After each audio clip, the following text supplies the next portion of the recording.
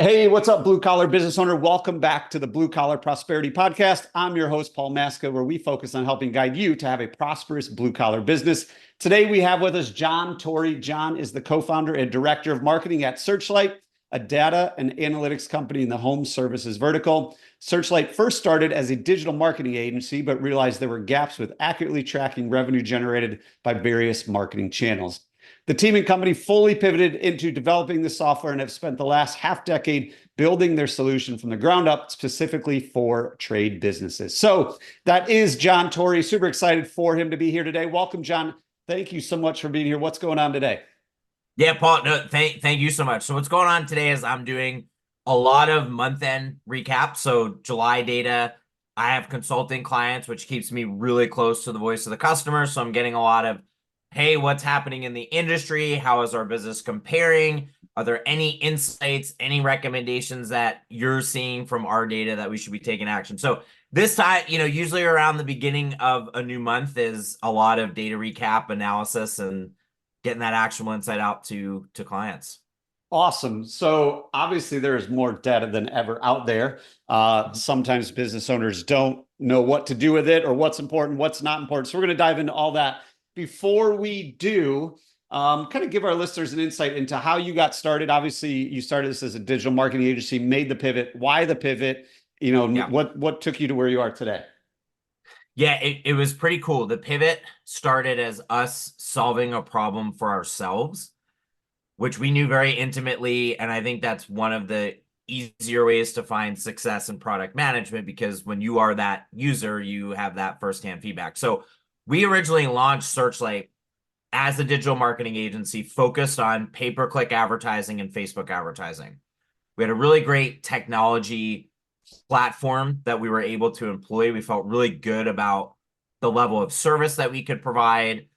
We felt good about how well we could scale the different aspects of managing specifically PPC campaigns, because there's a lot of manual effort that can be done without the technology. So we felt really good about it. We got our first few clients in the home services space, specifically HVAC companies, and they liked our team. They liked the technology. They had poor experiences in the past. We were over communicative. We were over deliver.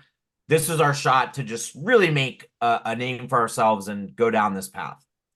And after we got our first few clients, one in particular came to us and said, look, this is hard for us because we really like you and we know you work hard and you're some of the best people that we've worked with, but we're just not seeing the revenue returns in our CRM to justify the spend on this channel. Either you're not doing a good job or pay-per-click advertising just doesn't work for this business at the budgets that we're trying to spend. I had a 10-year background in automotive, digital marketing. My first job out of college was at a startup doing social media marketing in 2011. This is when Web 2.0 was brand new. When we ran Facebook advertising for car dealerships, people gave us a hard time saying, oh, teenagers use that platform. There's no way that an advert on Facebook is going to sell a car at a dealership. And we actually proved, no, it actually did move that metal. And the pricing was astronomically cheap compared to today. So I had been through this experience over the years, Facebook and PBC and getting that pushback. But this time around, I decided to track every single lead all the way through to revenue. This was chats, this was forms, this was phone calls. I had multiple spreadsheets. I would have lead, estimate, and I would check the estimates every day to see if the status changed, sold jobs, closed jobs, calculate that revenue. And this was during the time of the COVID boom.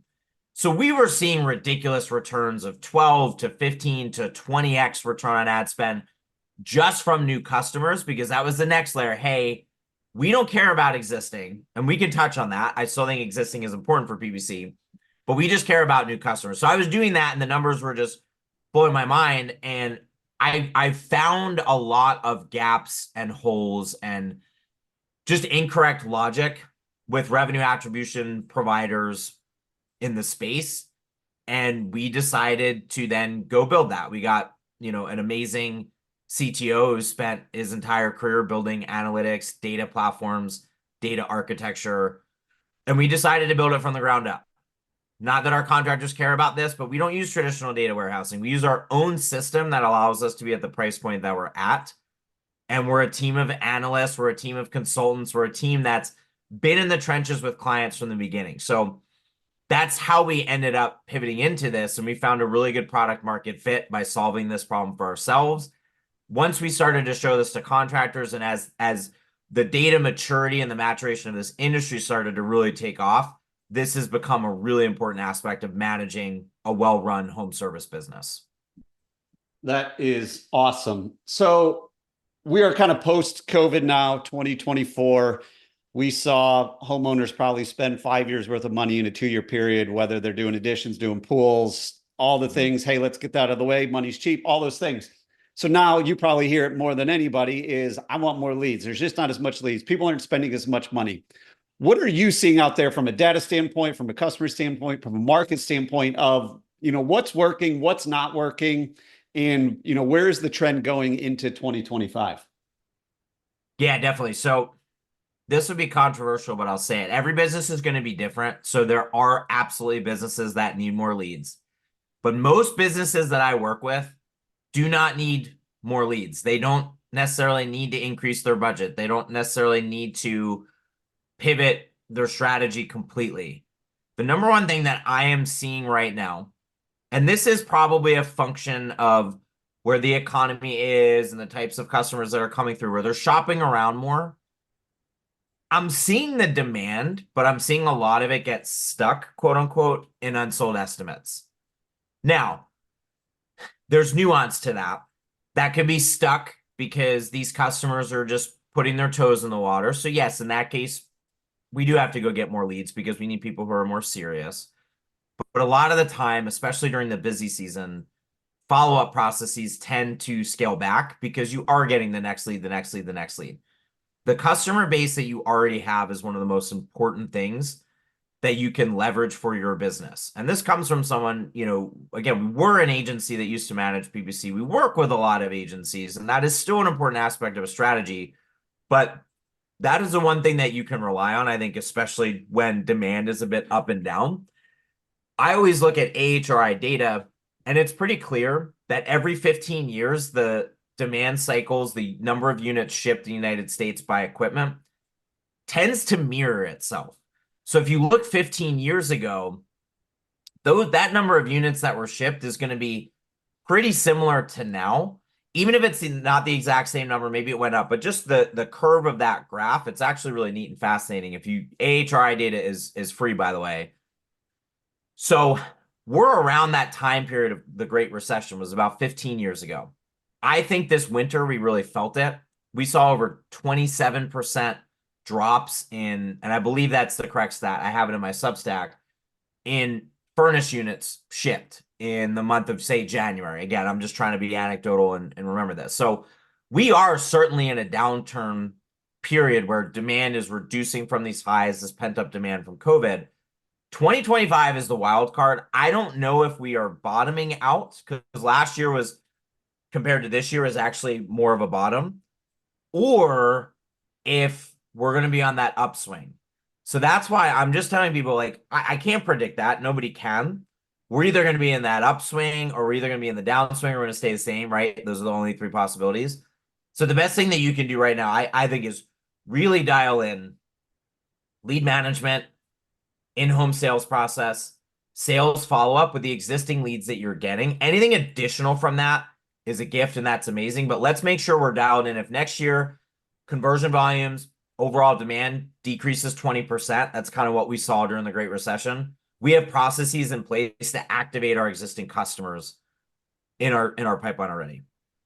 Yeah, and I think that's so key and always overlooked, is we're always looking to go get more new, and you've got a database of thousands of people sitting in your service Titan or sitting in Jobber or sitting somewhere of like, hey, they if they need us, they'll call us, but they actually just forgot about it. Like, when you can re-engage them and start communicating with them, they're like, oh yeah, they do exist and I actually need something, which, I would argue on your side that, even though it's a kind of like plumbing, HVAC, and electrical allows people to call when things are broken, a lot of things stay broken for a long time until they get reminded enough of like, hey, by the way, that ceiling fan hasn't worked in 2 months, or that thing has been leaking for the last 3 months. And then you stay on top of them like, oh yeah, let's get that taken care of because we have the time now. So as far as data goes, obviously you have a lot of it. One of the big things you look at is customer acquisition cost, return on ad spend. Another thing you hit on is using PPC for existing customers. So let's kind of dive into that a little bit. You said, nobody really needs to go increase their budget. What kind of numbers are you seeing out there? And what's kind of, what's the gold standard that people should be shooting for? Yeah, so that's a tough question to answer, is to provide a specific number. It's really about your business. So the way that I look at things, every market is going to be different. If you're in New York City versus even Raleigh, North Carolina, the numbers are going to look different. So let's take customer acquisition costs as an example. So for something like a pay-per-click, the two metrics that I really want to look at in that case, customer acquisition costs, but also my average ticket. Because if your customers are spending $6,000 on average with your business when they convert via PPC, and you're only spending $300 to acquire them, that is a case where you may want to look into increasing your budget, obviously if there's impression share available, because those are really good economics. And then the second layer of that is I'm going to look at my ROAS, return on ad spend of closed revenue. So that's going to be your closed revenue volume converted by PPC divided by the spend. If that's above a 6x and we're paying $300 to get a $6,000 ticket, I do want to spend more. And those are the types of conversations that we have with our clients or our agency partners, is leveraging multiple metrics together to really tease out that story and that causation and make good decisions for your business. Because a lot of marketers do want to reduce the customer acquisition cost. I'm here to say that I actually think you should try to increase it to the upper limit that makes sense for revenue volume, ROAS, and your average tickets. So for you as a marketer, you may not be doing your job if your customer acquisition cost is $284 from PPC, because we're leaving $50,000 of revenue volume on the table. And that's a weird dynamic that we have, because when you work with an agency, and we experienced this, we were charged with getting at least a 10x return on ad spend just from new customers via PPC. Now, to get double-digit returns on ad spend is really, really hard. The top 5 to 10% of HVAC businesses are going to get that, and it can change year over year. Just because you get it this year doesn't mean you get it next year. The client we were working with was in the Pacific Northwest. Unfortunately, there were a lot of wildfires, so there was a lot of the market that didn't have central ACs that started to install them. So they had a total addressable market increase plus COVID. So we were able to channel that additional demand, getting far beyond a 10x return on ad spend. But I know now we might not be able to replicate that. So we have to tweak the data to see if external demand is coming down and we aren't able to hit these ROAS numbers. That's okay. We want to hit a 5, 6x to stay profitable. Let's figure out how much more can we spend to absolutely capture every piece of demand in this market. Again, it's going to vary by business, which isn't people's favorite answer. I'd love to say, hey, if you're under a $500 customer acquisition cost on PPC, you're killing it. But if your average tickets, in some cases, we have companies, their average ticket is $15,000.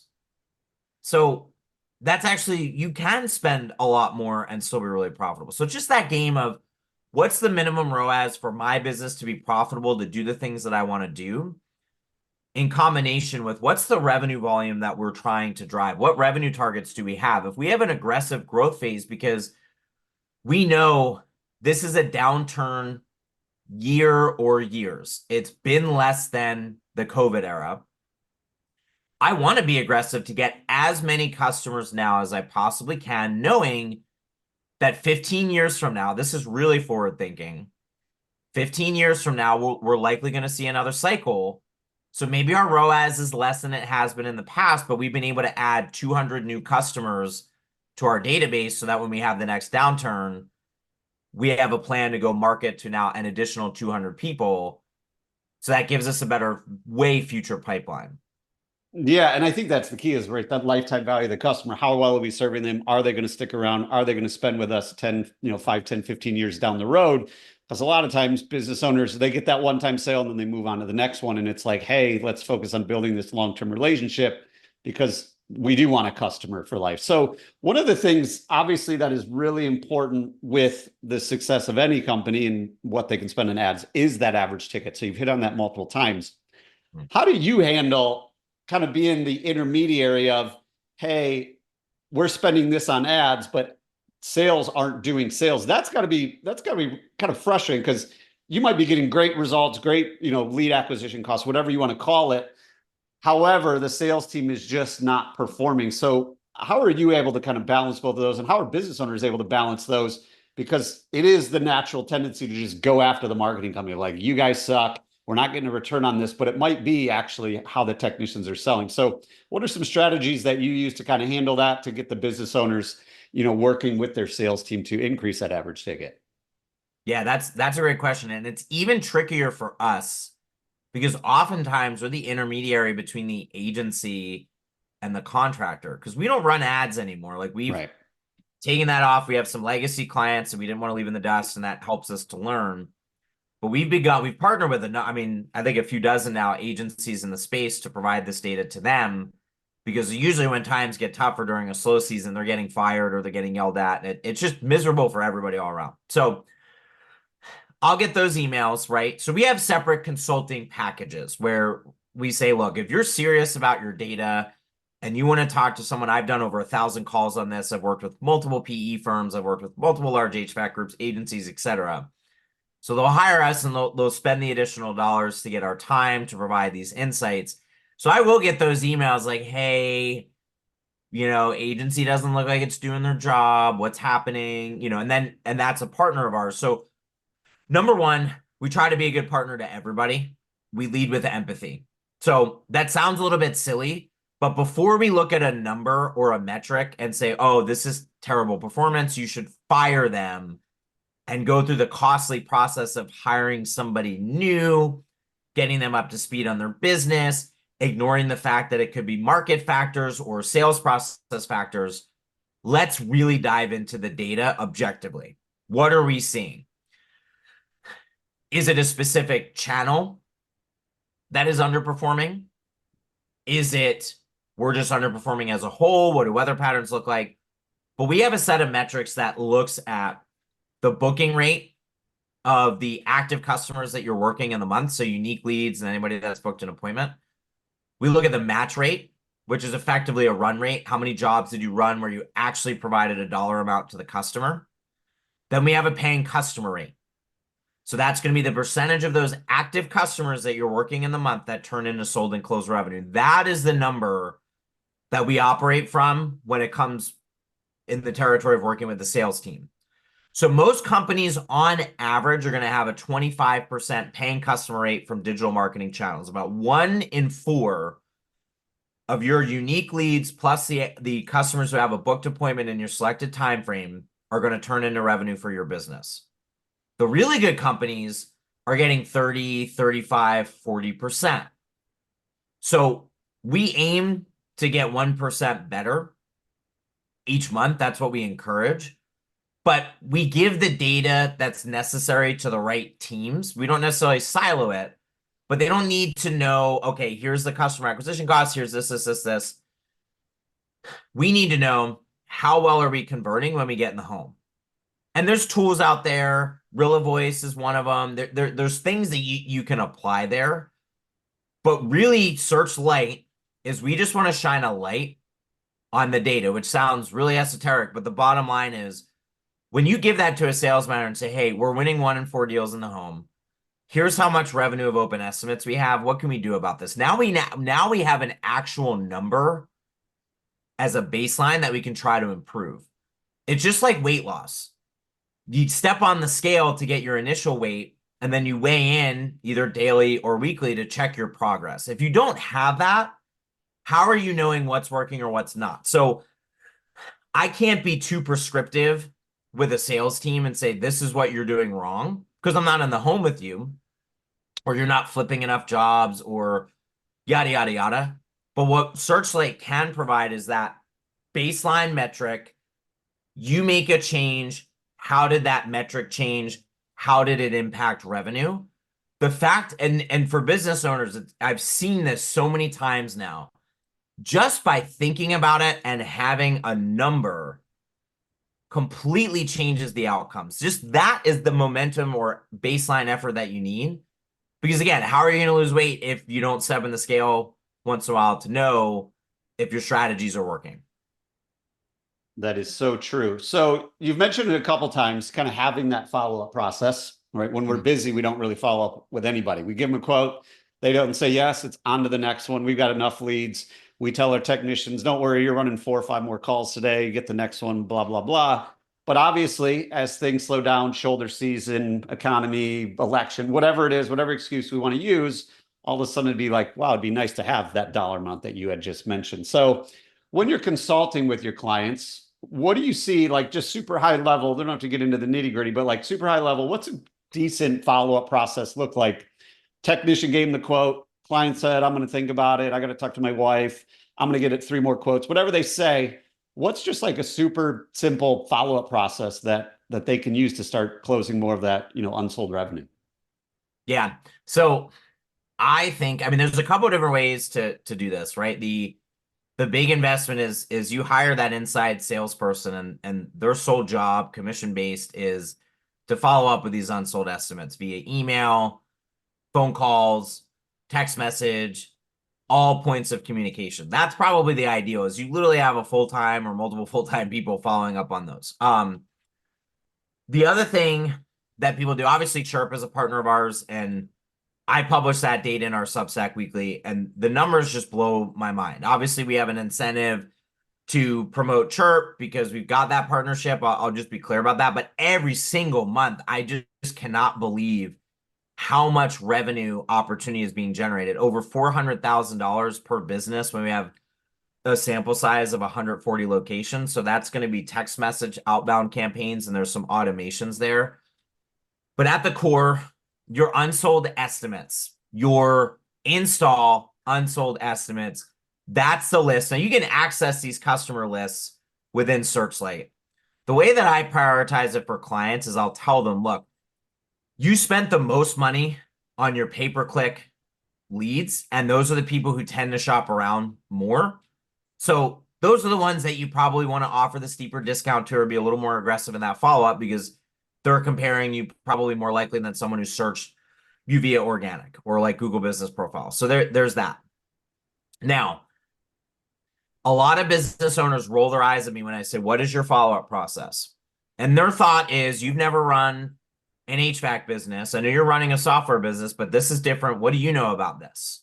Well, we know a lot, because if we don't hit our numbers, we don't have a company, right? So I will ask them questions. What is your process today? Oftentimes it's our comfort advisors or our techs or whoever it is. Usually it's a sales role. They have a list of the customers where they've given estimates, and then they're responsible for emailing and calling and doing that follow-up. Then I'll ask the follow-up question. How do you track that? Well, I have a spreadsheet where I can see when the calls are made and the data's in the CRM, blah, blah, blah. Then I'll ask, okay, so if you have 5 comfort advisors who are managing this process, are they all creating one spreadsheet, or is it multiple spreadsheets? And then usually as you ask enough questions, they throw up their hands like, all right, I haven't looked at the spreadsheet in 2 months. I don't know what's happening. I just know that we're trying to get more leads to fill that. That's just what we're used to. That's what we're comfortable with. So there's no single process that is going to 100% bona fide work at your business. It depends on the culture.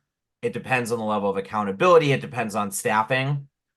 So part of the onus is on you as a business owner to figure out what is going to work with you and your teams. Talk to them about that. But at the end of the day, it's just timely communication. It's the right message to the right customer at the right time. You don't want these estimates. Most people will tell me if an estimate sits for 2 weeks or more, we've lost it. So that's a starting point. We need to communicate pretty soon after we get into the home. We do the estimates. So we communicate our financing options. So we communicate our warranty options. Is all that clear? Dial in that process first. I know companies that have created a what to expect during our consultation appointment that outlines their entire process, and put it on YouTube and send it to those customers before you get in the home. Because if you know the customer is going to have 2 other companies in the home, you might as well invest in a really nice video that says, this is what we do differently. We want to make sure that you have the right expectations, especially as other people are coming in your home. Because as a homeowner, we don't even know what a heat load calculation is, or maybe some do. If you do, that's amazing. But your average homeowner doesn't know what to expect. I talked to my parents about this. So like, yeah, we got consultations for a replacement, but like, we don't live in this stuff every day. So we don't know what's a good standard or a bad standard, et cetera. So if you have a really good process and you document it and you educate your customer before your competitors get into the home, and if your competitor doesn't do a heat load calculation or doesn't go through warranties or doesn't go through financing or doesn't disclose X, Y, or Z, the customer might pick up on that. So that process starts early. But then really it's about segmenting your customer list. It's whether it's you're using SearchLight, you're using Chirp, you're using manual effort to do this outreach. It's just consistent communication to the right people at the right time. Follow up on those unsold estimates within a week. Do an email, do a text message, do a call. If they're on the fence, empower your salespeople. Say, hey, if you have a customer that's on the fence, you're empowered to give a $500 discount. Something like that. So again, I know it's not as prescriptive as everybody would like it to be, but at the end of the day, the foundation is right message, right customer, right time. Focus on those unsold estimate install. Those are your biggest tickets. Those are where people take a lot of time to think, get other quotes, look at competitors, get in their minds early with your process, your reputation through that video that I talked about. And then whether you use an external software or an internal team, make them accountable, give them incentive to do that. And I think that is going to be where a lot of contractors find this is easier than I thought, as long as we execute that in a consistent manner. Yeah, and I think you hit the nail on the head at the end. Like, you got to do it consistently. You can't do it a week and, oh, it didn't work, we're going to scrap that. Follow-ups don't work. The key is to obviously have that process, have the accountability, have the tracking, and then do it long enough where then you can start to tweak it of, oh, this text message didn't hit, let's try a little bit different wording, or this, this phone script needs to be updated, whatever it is. The key is to get started and then continue to improve. And I love the video idea because that does really set the expectation. I say it all the time in the trades. The most successful companies are the ones who say what they're going to do and then they go do it. And that's it. You told the customer exactly what's going to happen and then you did it. They're blown away. You said you're going to call the day before and you call the day before. They're like, oh my gosh, this company's amazing. When really it's super, super simple. So having that video to walk you through, whether you have a 10-step process, 11-step process, 12-step process, whatever it is, walk the customer through. Hey, we're going to park in the street. Hey, we're going to wear shoe covers. Hey, we're going to do a safety check. All these things.